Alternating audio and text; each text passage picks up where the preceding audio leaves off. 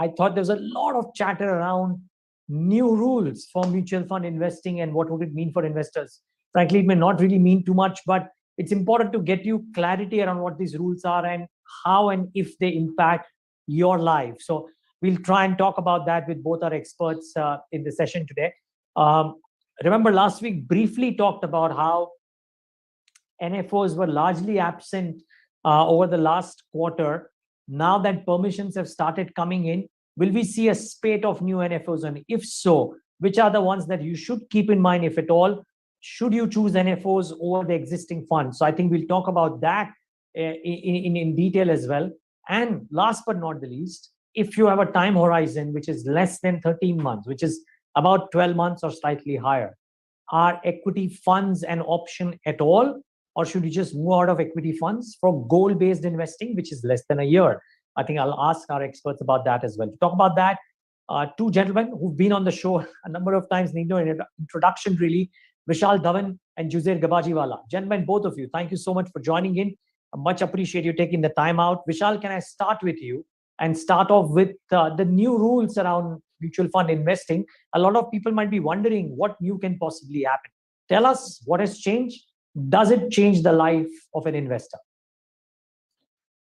Thanks for having me over, Neeraj, as always. I think, the sort of spate of circulars started around October 21, where you had SEBI come by and really step in on some of the challenges that emerged out of the Carvey challenges that took place, where essentially pool accounts, which are common accounts where investors' monies or securities are held, were actually being used or sometimes being misused, which is what SEBI wanted to control.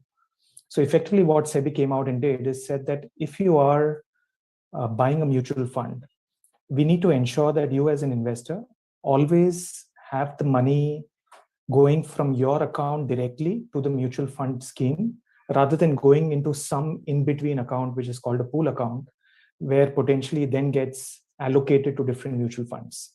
Similarly, when there are units that are being issued, the unit should get issued directly to you as an investor, rather than it going through any intermediate sort of process. And the same process was going to be applied for essentially whether you're using a platform which is run by a stock exchange, or whether you're going to run a platform which is run by a non-stock exchange. Now, this whole process is very clearly aimed at investor protection. So I would say that even though there may be certain hitches that have come up as this implementation has happened, so the implementation was first set for April 1, it then got deferred out to June and July respectively for non-stock platforms and stock platforms. It's very, very clearly aimed at investor protection and to ensure that accidents of the types that happened earlier are prevented going forward. So I would say that some impacts for sure, because you might find that some of your SIP processes might have to go through a change. If you're using some of the platforms where you were doing RTGS or NEFT, for example, they may have stopped it temporarily. But all in all, I think it's a very, very investor-friendly step. So I think you should deal with it knowing that this is good for you, though it's putting you through a little bit of pain. Juzer, does it change the life of an investor per se? If so, how? Yeah, it does, right? I mean, so I think Vishal has summed it up quite well. Only thing is that now only one little bit differentiation is that now the pooling is going to be done at the exchange level. So the exchange is allowed to pool the funds. So like the investor would now make the payment to the Indian Clearing Corporation for any transactions which are done through the broker platform, which previously was coming onto the the broker side. And I think we have not seen too much of a disruption. There have been glitches with any new system. It is always going to be difficult, and we have had a lot of investors also feeling that the previous thing was so easy. Why have this change been done? But I think it brings everything onto a level playing field. Good that the money is going directly from the client's bank account, and the redemption is also coming directly into his account. So I think from even processing point of view also, it becomes a bit much easier for us. And they have even allowed the migration of the SIPs. So all SIPs which were there, they have got reasonably and quite seamlessly migrated onto the directly onto the exchange platform. So I think that SEBI has done a good move over there of allowing that migration. Otherwise, it would have been pretty much chaotic. So I think all in all, it's been handled pretty well. Okay. Well, it seems to me that it is for the better. So, viewers, if anything, don't be perturbed by these. There might be a few teething problems it's at certain levels or on certain platforms, but largely it should be, it is beneficial in some sense and more secure, if you will. So that's actually a good sign. Neeraj, just because you were talking about security, maybe I can just add in a couple of more points please. around this. So I think the two big things around security that have got enhanced is whenever you're removing money now from your investment, let's say you're doing a redemption, there is now a need for a two-factor authentication to take place. So that's something that is going to help you, get an OTP of either an email ID or a mobile number, and therefore you can ensure that there is no unauthorized access happening to your investment. And on the other side, there is also tightening happening of third-party investments, so that a lot of anti-money laundering that is such a focus globally gets more attention as well. So besides just some process changes that that are happening, there is actually a very big positive move at the back end to make things even cleaner than they already are. Yeah. Well, all of this adds up, build confidence of the investor per se, which is always a good sign. Okay, gentlemen, let's shift bases. Before I come to what I think is the crux of a conversation in a lot of people's minds, which is investments for less than a year or just about a year, I just want to squeeze in a quick question around NFOs, simply because they'll start coming. We may not get you guys again on air for the next 2-3 months. So wanted to understand, Juzer, can I start with you on this one? Yeah, sure. NFOs were shut for a while. They'll now start coming. I already know of the White Oak one, Flexi Cap Fund NFO starting on July 12th, if I'm not wrong. But there might be a few others too. What should investors do? Are there some NFOs which they should look out for? Is there something unique that you knew was in the pipeline but was held and will now come in? Can you share a bit about this? So I think I think what SEBI had done is that when they took this circular, which was to be implemented on 1st April, and it got delayed to 1st July, and so they actually put the pressure on the mutual funds, and they told them that there will be no new NFO till the time this circular is implemented. So and that's what we have seen, that everybody was in his right earnest trying to implement this circular. And in between of that, White Oak actually had to obviously bear the brunt, because that was the first scheme. I mean, they were just launching the mutual fund. So for them, the first scheme is only going to get launched right now. But I believe that unless and until, if you see a particular theme coming out, something which is different, something which is new. So if it is, the same old thing which is going to be there, that, otherwise money is just rotating from, the previous schemes into the new schemes. So that is something which people will need to be, careful about. But I could see a lot of things could come up on maybe on the debt side, with interest rates going up. So maybe, FMPs would be back in action. So the debt space is something which we could look out for. Specifically with the this category which is there of the target maturity funds which have come up. So that is a space which we would watch out, unless and until otherwise, if there is a particular theme which is completely unheard of or not done, we'll have to see how it pans out. Yeah, but as of now, at least from the launches that were there was probably not something like that. Just quick follow-up, Juzer, why would you watch out for an FMP? Yeah, because the interest rates could be attractive, right? And with the benefit of indexation, your post-tax return could become much better than what you would have. So today the G-Secs are going at somewhere around 725, 730, right? So if on a corporate end, if they are able to come out with a better yield over there, I think investors will start again looking at that. But the quality of the paper is going to be a very, very important criteria, because that is what the lesson which is we have learned over the past 2-3 years. Yeah, since 2018 for sure. Yeah. If people thought debt mutual fund investing was easy, probably that has required more attention than equity. Vishal, any Right. thoughts here on this one? So I think NFOs, that is, yeah, NFOs. Yeah. yes. So I think there's very clearly a set of two things that I see happening with NFO launches happening once again. One is funds that are running gaps in their product portfolio are likely to come in and try to fill those gaps. So we are seeing, for example, conversations happening around some AMCs looking at balanced advantage funds, some AMCs looking at focus funds, etc. So if there is a gap in the portfolio, it's getting filled in. Now, most of the times, these are going to be funds which already exist by some other AMCs, have track records. Most of that has been through market cycles. So I would say that it's unlikely that you will find anything particularly different here, unless you actually see a manager come in and as an investor you have faith in a particular manager because you've done well with that particular manager and you wish to allocate. The space that clearly is something that Juzer also mentioned briefly around target date debt index funds is probably where the bigger opportunity lies, because I think a lot of debate globally is happening about whether inflation and interest rates are starting to peak out. And therefore, if you want to start those allocations, even if you want to do it in a staggered manner, I think this gives you a good opportunity.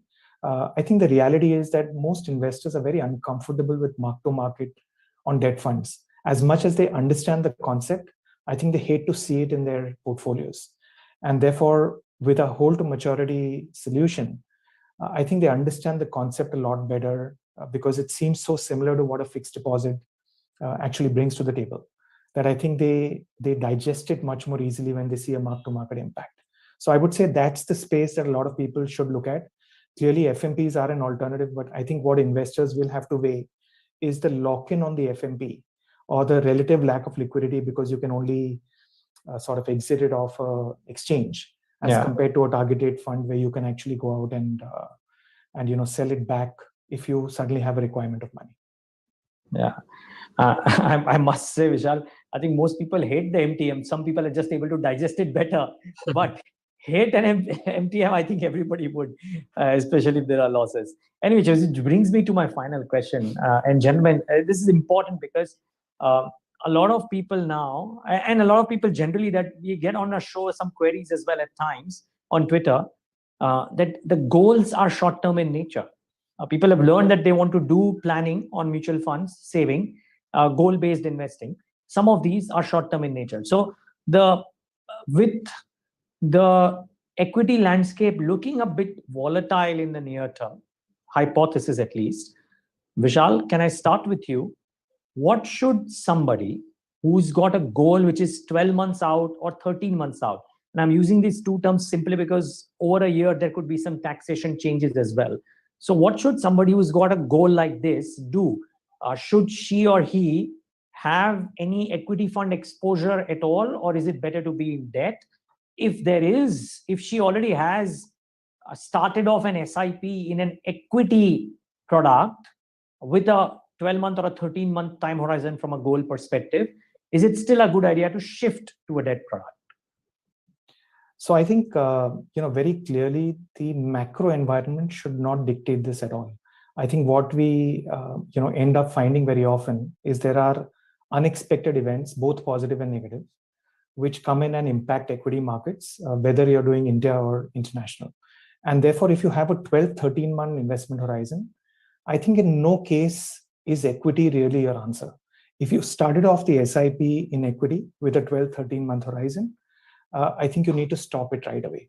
There is no reason to run equity SIPs for 12, 13-month goals. You also need to keep in mind that if your strategy is SIP, then effectively your last installment will literally have only a month. Your second last will only have 2 months before you require the money.